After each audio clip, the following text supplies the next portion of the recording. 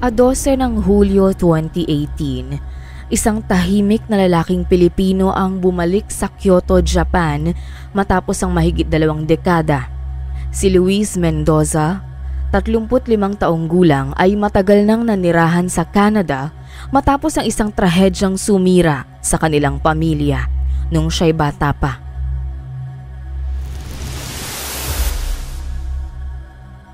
Ngunit ang pagbabalik na ito ay hindi tungkol sa pagbisita o paghahanap ng kapayapaan. Ito ay simula ng isang plano na kanyang binuo sa loob ng maraming taon. Lumaki si Luis sa Bacolod, ngunit ang kanyang kabataan ay puno ng hirap at tanong. Ang kanyang ina, si Rosa Mendoza, ay umalis patungong Japan noong 1996 upang magtrabaho bilang domestic helper. Ipinangako nitong babalik siya pagkatapos ng 2 taon na may sapat na ipon para mabigyan ng mas magandang buhay ang kanyang pamilya. Ngunit ito ay hindi nangyari.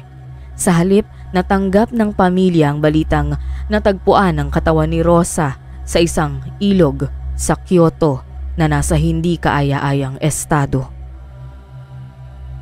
Ang opisyal na ulat ay nagsabing aksidente ang nangyari, ngunit may mga detalyeng hindi tugma. Ang kanyang mga gamit ay nawawala. Ang kanyang dokumento ay hindi mahanap at siya ay natagpuan sa lugar na malayo sa kanyang tirahan. Napilitang tanggapin ng pamilya ang paliwanag ng mga autoridad, ngunit si Luis, na nooy isang inosenteng bata, ay nanatiling puno ng katanungan. Habang lumalaki, hinanap niya ang sagot. Sa tulong ng mga lumang sulat at pira-pirasong impormasyon mula sa mga kaibigan ng kanyang ina, nabuo ang larawan ng isang mas malalim at mas madilim na kwento. Ang kanyang ina, ayon sa mga lihim na impormasyon, ay posibleng naging biktima ng isang sindikatong sangkot sa iligal na recruitment ng mga Pilipina papuntang Japan. Isa si Rosa sa mga napilitang pumasok sa isang buhay ng pagsasamantala, isang bagay na hindi niya nabanggit sa kanyang mga anak sa kanyang mga liham. Ang mga taon ng galit at pananabik na makamit ang hustisya ay nagtulak kay Luis na bumalik sa Kyoto, ang lugar na minsan ang naging pangako ng magandang buhay para sa kanyang ina. Ngayon ay magiging sentro ng kanyang paghihiganti. Sa kanyang mga kamay ay may isang listahan ng mga pangalan, mga taong pinaniniwalaan niyang responsable sa misteryosong pagkawala ni Rosa. Ang bawat pangalan sa listahan ay bahagi ng isang sindikato na lihim ngunit makapangyarihan na nagtatago sa ilalim ng pangalang Hikari Kai. Sa unang gabi ng kanyang pagbabalik, tumuloy si Luis sa isang maliit na guest house malapit sa Gion District. Mula roon, sinimulan niyang pagmasdan ang kanyang unang target, si Daisuke Tanaka, isang dating empleyado ng isang recruitment agency sa Kyoto na sangkot sa mga iligal na gawain. Ang mga alaala ng kanyang ina ang nagpaapoy sa kanyang galit. Sa loob ng mahabang panahon, inaral niya ang bawat kilos at koneksyon ni Tanaka. Sa ilalim ng makulay na ilaw ng Kyoto, walang nakapansin sa tahimik na paggalaw ni Luis. Walang ideya si Tanaka na siya ang simula ng isang plano na unti-unting bubura sa isang makapangyarihang sindikato. Sa likod ng bawat tahimik na hakbang ni Luis ay isang pangako, ang mabigyan ng hustisya ang ina.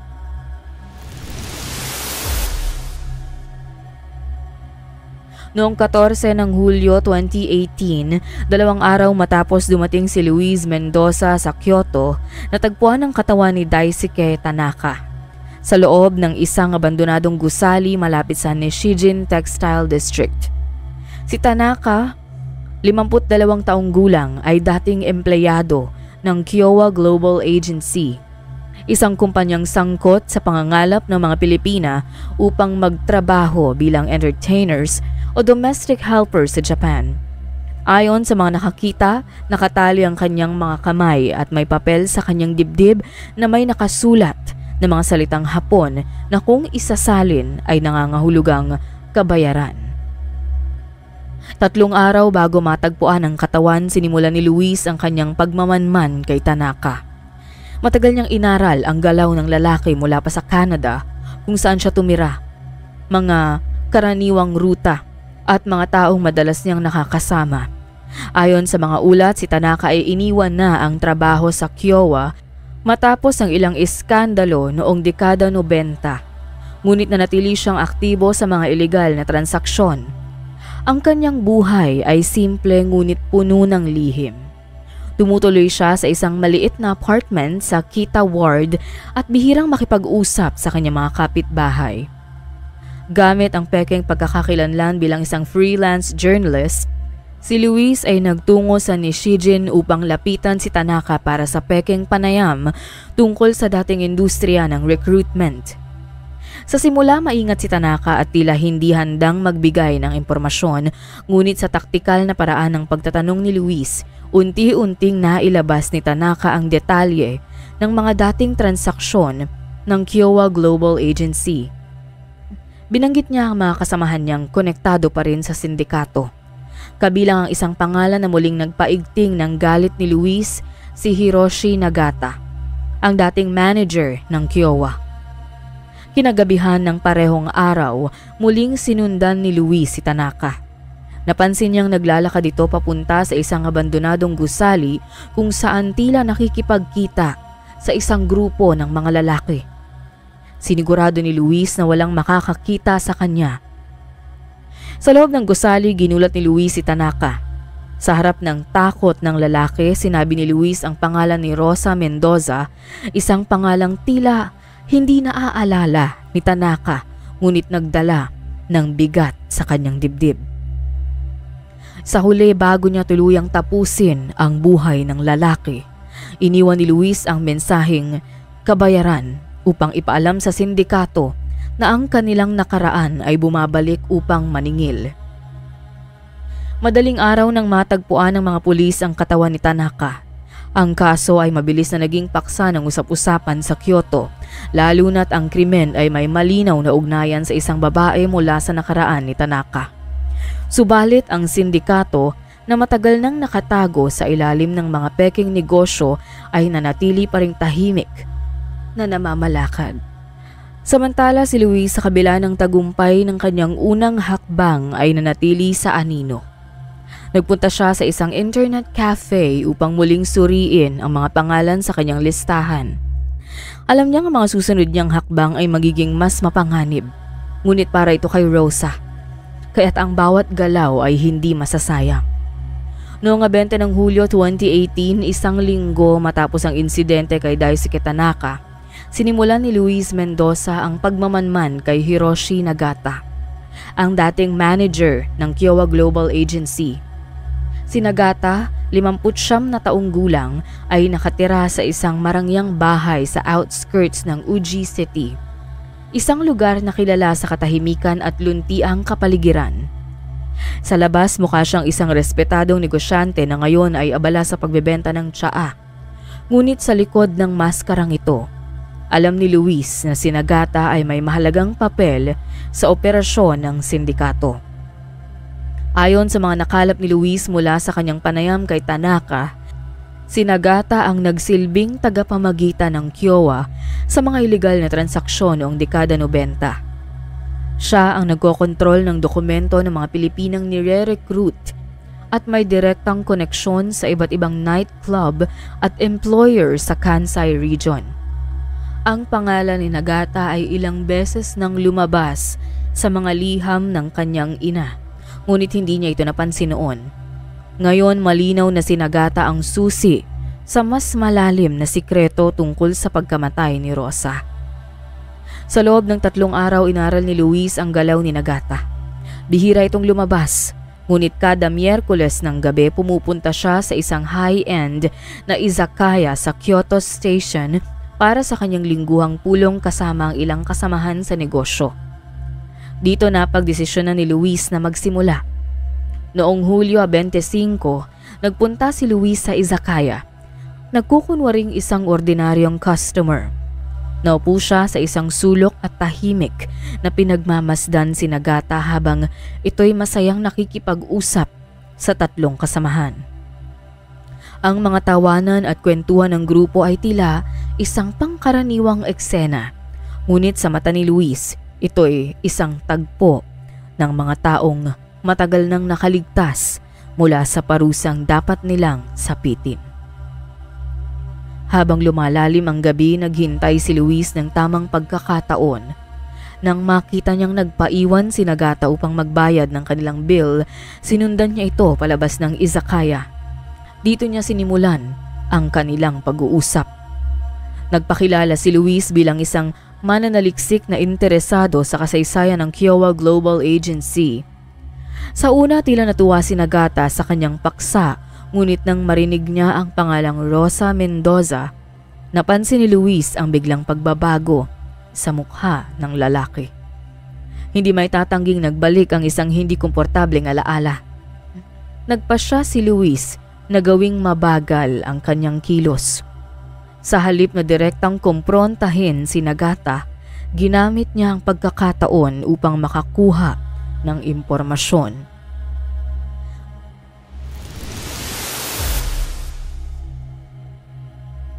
Hindi nagtagal na banggit ni Nagata ang tungkol sa isang pagkakamali noong dekada 90 na nagdulot ng problema sa kanilang operasyon. Bagamat walang tahasang detalye, sapat na para kay Luis ang bahagyang pag-amin na ito upang mapagtibay ang kanyang hinala. Kinabukasan, biglaang hindi na nagpakita si Nagata sa kanyang bahay sa Uji. Ayon sa mga kapitbahay, tila biglang lumipat ito sa isang mas lihim na lokasyon. Naging usap-usapan din sa kanyang mga kasamahan sa negosyo ang bigla niyang pagkawala. Habang sinusubaybayan ng balita tungkol kay Nagata, si Luis ay nagsimulang maghanap ng iba pang pangalan mula sa kanyang listahan. Ang galit at sakit na nararamdaman niya ay lalong lumalim, ngunit nanatili siyang maingat. Alam niyang ang susunod niyang hakbang ay kailangang mas mahusay at mas matalino. Noong 3 ng Agosto 2018, dumating ang isang bagong impormasyon kay Luis Mendoza. Salamat sa kanyang patuloy na pagsasaliksik sa Kyoto.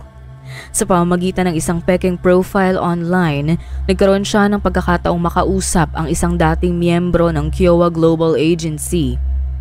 Ang taong ito na nagpakilala lamang bilang Kenji ay tila gustong magsalita kapalit ng kanyang proteksyon. Ang mga detalye mula kay Kenji ang nagbukas ng mas malalim na bahagi ng sindikato, isang lihim na nag-ugat sa trahedya ng kanyang ina. Sa kanilang online na pag-uusap, ibinahagi ni Kenji na ang Kiowa Global Agency ay hindi lang isang recruitment firm. Ito ay bahagi ng isang mas malaking operasyon na sangkot sa human trafficking at pagsasamantala sa mga dayuhang manggagawa, lalo na sa mga Pilipina. Ginagamit nila ang lehitimong anyo ng recruitment upang itago ang kanilang iligal na gawain. Ang mga babaeng nire-recruit ay kadalasang niloloko ng mga pekeng pangako ng magandang trabaho, ngunit sa pagdating nila sa Japan, sila'y napipilitang magtrabaho sa ilalim ng malupit na kondisyon. Marami sa kanilang hindi nagkakaroon ng pagkakataong makauwi. Ibinunyag din ni Kenji na noong dekada 90 may isang insidente na nagdulot ng malaking problema sa sindikato. Isa sa mga manggagawa na tumangging sumunod sa kanilang utos ay naging problema para sa grupo. Pinahiwatig niya na ang babaeng yon ay si Rosa Mendoza, ang ina ni Luis. Tumanggi raw si Rosa na gawin ang trabahong pilit na ipinapataw sa kanya at nagtangkang magsuplong sa mga awtoridad. Dahil dito, iniutos ng leader ng sindikato na tapusin ang problema bago ito makaapekto sa kanilang operasyon. Habang binabasa ni Luis ang mga mensahe, parang tumigil ang mundo niya. Ang teorya niya tungkol sa nangyari sa kanyang ina ay unti-unting nagiging malinaw. Hindi aksidente ang nangyari kay Rosa. Ito ay isang sinadyang hakbang upang patahimikin siya.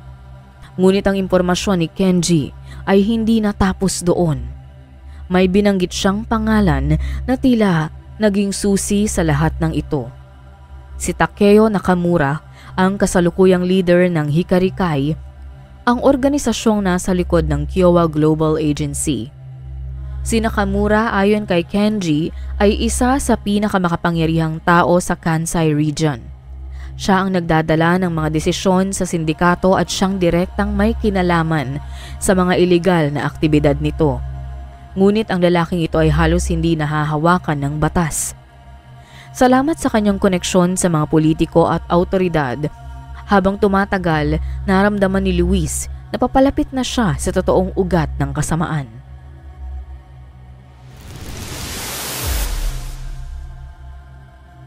Ngunit alam niyang mas mapanganib ang bawat hakbang patungo kay Nakamura. Sa bawat piraso ng impormasyon, mas nagiging malinaw na ang sindikato ay hindi lang isang ordinaryong grupo. Ang mga ito ay mga taong handang gawin ang lahat upang protektahan ang kanilang operasyon. Sa huling bahagi ng kanyang pag-uusap kay Kenji, tinanong ni Luis ang pinakamahalagang tanong: saan makikita si Nakamura? Sa bahagyang takot, sinabi ni Kenji na ang leader ng sindikato ay madalas magpunta sa isang pribadong bahay sa Arashiyama, Kyoto. Isang lugar na tila malayo sa magulong mundo ng kanilang operasyon. Ang bahay na ito ayon kay Kenji ay isang taguan ng mga dokumento at impormasyon na maaaring magpatunay na ang koneksyon ng sindikato sa mga ilegal na gawain nito. Pagkatapos ng kanilang usapan, nawala na si Kenji sa linya. Iniwan siya ng maraming tanong, ngunit ang impormasyong nakuha niya ay higit pa sa sapat upang magpatuloy. Alam ni Luis na si Nakamura ang susunod niyang target. Ngunit sa pagkakataong ito, kailangan niyang maging mas maingat. Hindi ito isang simpleng operasyon. Ang anumang pagkakamali ay maaaring kapalit ng kanyang buhay. Noong 15 ng Agosto 2018, nagsimula ang tahimik ngunit maingat na kilos ni Luis Mendoza upang mabot ang sentro ng sindikatong Hikari Kai, ang bahay ni Takeo Nakamura sa Arashiyama, Kyoto. Dito nagtatago si Nakamura, ang leader ng organisasyong nasa likod ng mga ilegal na gawain ng Kyowa Global Agency at ang taong maaaring direktang responsable sa nangyari sa ina ni Luis. Sa mga sumunod na araw, masusing pinag-aralan ni Luis ang paligid. Sa labas, ang bahay ni Nakamura ay tila ordinaryo. May simpleng disenyo at mukhang pribado. Ngunit sa kanyang pagmamasid, napansin niyang binabantayan ito ng ilang mga tauhan. Alam niyang hindi magiging madali ang pagkilos sa ganitong kalaban. Ginamit niya ang mga kaalaman sa taktika na natutunan niya mula sa mga taon ng paghahanda sa Canada. Sa ilalim ng anino ng mga kawayan, inaral niya ang oras ng pagdating at pag-alis ng mga tao sa paligid ng bahay. Gabi ng 20 ng Agosto, nagkaroon ng pagkakataon si Luis. Napansin niya na si Nakamura ay umalis mula sa bahay sakay ng isang itim na sedan patungo sa downtown Kyoto. Sinundan niya ang sasakyan mula sa malayo hanggang huminto ito sa isang upscale na restaurant malapit sa Pontocho Alley. Doon naghintay si Luis. Nang matapos ang hapunan ni Nakamura, bumalik ito sa kanyang kotse, ngunit hindi ito makalapit dahil na rin sa mga tauhan na nakasubaybay kay Nakamura. Sa paglipas ng mga araw, natuklasan ni Luis na may isang meeting na nakatakda sa loob ng bahay ni Nakamura sa Arashiyama sa darating na gabi ng 25 ng Agosto. Ang meeting na ito ay dadaluhan ng mga matataas na miyembro ng sindikato upang talakayin ang operasyon ng grupo. Ginamit ni Luis ang impormasyon upang ihanda ang kanyang susunod na hakbang. Sa loob ng mga araw, nagtipon siya ng mga gamit at planong maingat na makapasok sa bahay ni Nakamura. Alam niyang hindi ito basta paghihiganti. Ito ay ang simula ng pagbagsak ng Hikari Kai. Ngunit alam rin niyang ang kanyang buhay ang nakataya. Isang pagkakamali lang ay maaaring magdulot ng kanyang pagkakabunyag. Noong gabi ng 25 ng Agosto, habang ang pulong ng sindikato ay nagaganap sa loob ng bahay, tahimik na pumasok si Luis sa property. Sa dilim ng gabi, ginamit niya ang makapal na kawayan bilang taguan. Ang layunin niya ay simple ngunit mapanganib. Hanapin ang ebidensyang magpapakita ng koneksyon ng sindikato sa iligal na gawain nito, lalo na ang nangyari sa kanyang ina. Sa isang maliit na silid sa ilalim ng bahay natagpuan niya ang mga kahon na naglalaman ng mga dokumento. Sa kanyang pagkukusot sa mga papeles, nakita niya ang isang file na may pangalan ng kanyang ina, Rosa Mendoza. Nandito ang lahat ng pekeng kontrata, record ng mga transaksyon at mga ulat tungkol sa pagtanggi ni Rosa sa utos ng sindikato. Nakatala rin ang huling utos para kay Rosa at ito na nga ang katibayan ng koneksyon ng sindikato sa trahedya ng kanyang pamilya. Sa kabila ng panganib, nagawa niyang makalabas ng bahay at muling magtago sa kadiliman ng Arashiyama. Sa mga dokumentong hawak niya, naramdaman ni Luis na malapit nang matupad ang kanyang pakay.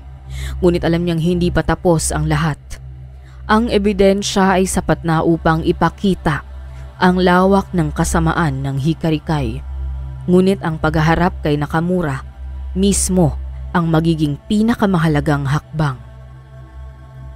Noong 30 ng Agosto 2018, sa tahimik na gabi ng Kyoto, matapos ang plano ni Luis Mendoza laban kay Takeo Nakamura, sa loob ng maraming taon, pinanday niya ang paghihiganti para sa kanyang inang si Rosa Mendoza, na naging biktima ng madilim na operasyon ng sindikatong Hikari-kai.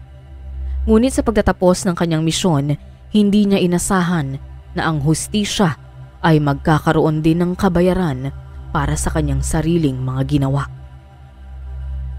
Matapos ang kanyang lihim na pagpasok sa isang pagtitipon ni Nakamura sa Higashiyama, nagawa ni Luis na makaharap ito ng mag-isa. Sa likod ng isang patio, iniabot niya kay Nakamura ang envelope na naglalaman ng mga ebidensyang magdidiin sa kanya. Sa kanilang sagupaan, binanggit ni Luis ang pangalan ng kanyang ina, si Rosa, at ang trahedyang naganap sa kanya. Sinubukan ni Nakamura na magmatigas at itanggi ang kanyang kasalanan. Ngunit nang makita ang mga detalye ng transaksyon, unti-unting nabasag ang kanyang kumpiyansa. Ngunit hindi natapos doon ang sagupaan. Alam ni Luis na ang personal na paghihiganti ay hindi sapat upang ibagsak ang Hikari-kai. Kinunan niya ng video ang kanilang pag-uusap, kung saan hindi tahasang inamin ni Nakamura ang kanyang kasalanan, ngunit sapat ang kanyang mga pahayag upang makabuo ng kaso laban sa kanya. Nang matapos ang kanilang usapan, mabilis na umalis si Luis mula sa lugar. Iniwang gulong-gulo si Nakamura. Kinabukasan, gamit ang mga dokumentong kanyang nakuha mula sa bahay ni Nakamura at ang video ng kanilang usapan, nagpadala si Luis ng anonymous na tip sa Kyoto Police Department. Ang mga dating kaso ng trafficking at mga nawawalang manggagawa ay muling binuksan at unti-unting nalantad ang maitim na lihim ng sindikato. Noong 5 ng Setyembre 2018, inaresto si Nakamura sa isang raid sa kanyang opisina sa Osaka. Ang ebidensya mula sa mga dokumento ni Luis ang naging sentro ng kaso laban sa kanya. Kasabay nito, nagpatuloy ang investigasyon laban sa iba pang miyembro ng sindikato. Ang Hikari-kai, na matagal nang nagtatago sa anino ng lehitimong negosyo, ay tuluyang nabuwag. Ngunit ang mga kilos ni Luis ay hindi rin nakaligtas sa mata ng batas.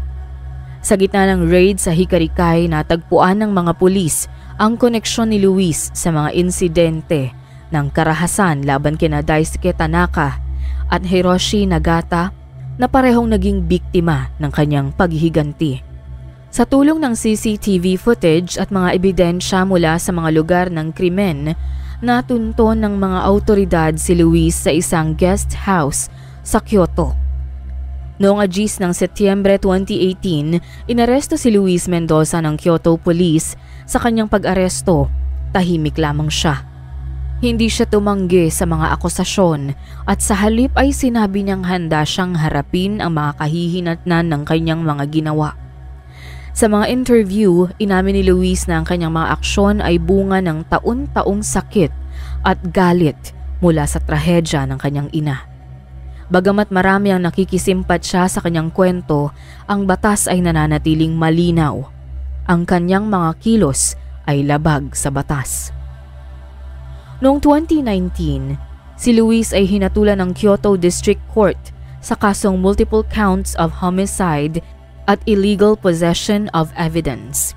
Bagamat kinilala ng korte ang kanyang layunin na magdala ng hustisya, hindi ito naging sapat upang bigyang katuwiran ang kanyang mga ginawa. Siya ay sinintensyahan ng 30 taong pagkakakulong sa Japan. Habang nasa bilangguan, naging tahimik si Luis.